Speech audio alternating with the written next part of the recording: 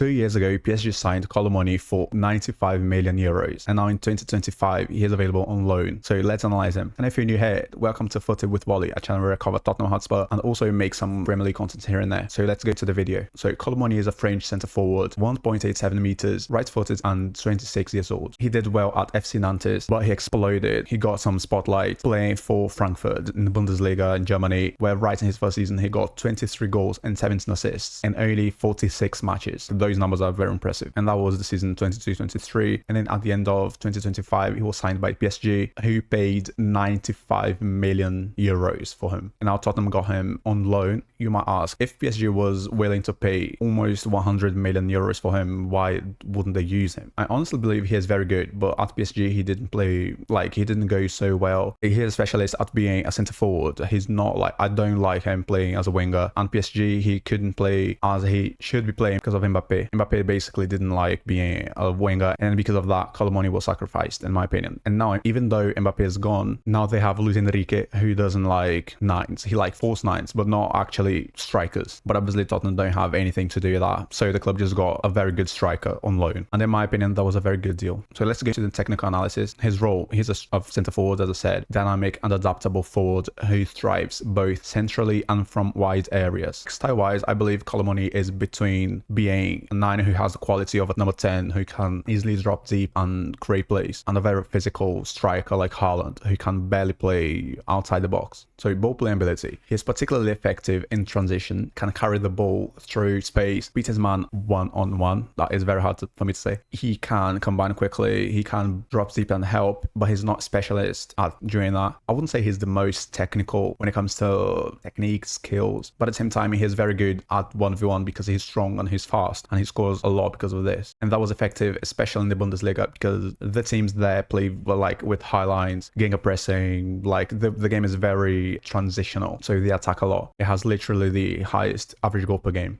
The Premier League is not completely that. Even though it is very intense, the teams can defend better, and we'll have to see if Kolo Muani adapts well. So finishing tends to favor his right foot, effective on one-on-one situations, as I've said already. With the keeper, he's opportunistic as well. He waits for mistakes or right opportunities where he can get the ball and score. You won't see him touching the ball so often, but when he does, it will most likely be to finish or dribble his man and then finish. So athleticism, excellent acceleration, physically strong enough to hold off challenges, especially when running at full speed. And if you've seen him scoring, you see someone just makes a progressive pass right into the space. He runs, gets the ball, the defender can barely reach him, and if the defender gets to him, he just dribble and finish. He has enough skills to 1v1 situations. And something that I like about him, and I think he matches perfectly what Thomas Frank wants to do, is the fact that he is committed in defensive phases and also presses well on the front. The caveat that I have here is that I believe he is better against opponents who will attack Tottenham. We'll need to see if he will adapt to play against very low block, physical Premier League teams. So let's have a look on his stats. As I've said, runs into the space, gets the ball, scores. And you can see this by his progressive passes received and successful take-ons, which is what he is good at: running, dribbling, finishing. Also, something that I forgot to say is that he's not so good at aerial duels. He's not the striker who will you throw a piano and with a header he just put the ball in the back of the net. He's not this type of player. He's not like a Gyökeres who you just throw a ball, like you don't care about the quality of the ball or the pass. You just throw the ball to him and he just will find a way to finish. Like with Kolo Muani, I believe the team needs to do what he's good at for him to perform his best. Okay, let's compare him to Solanke, and I chose the comparison to Solanke because Solanke and Kolo Muani, they are different, and I believe that is very good for Tottenham, like having in the squad two different strikers. Two strikers that are good, but at the same time they bring different things for the team, and they can also play together in a 4-4-2 formation, for example. So as you can see, Solanke is good at assisting, progressive passes. He's usually the guy who drops deep, gets the ball, helps the team to control possession, and also tries to find some passes, etc. And Kolo Muani, as you can see, progressive passes received, so he'll run to get the ball into the space, not right on his feet, but in space, so he can attack the space, so he can run behind the defense. Also successful take-ons, progressive carries. That will be very good against teams that are as strong as Tottenham and will attack Tottenham. That will have a more offensive approach against Tottenham. But in general, in my opinion, getting Kolo Muani, even though it is a loan deal, I believe he was very good, very intelligent, and I believe he can adapt to the Premier League because his qualities match high intense football, physical, high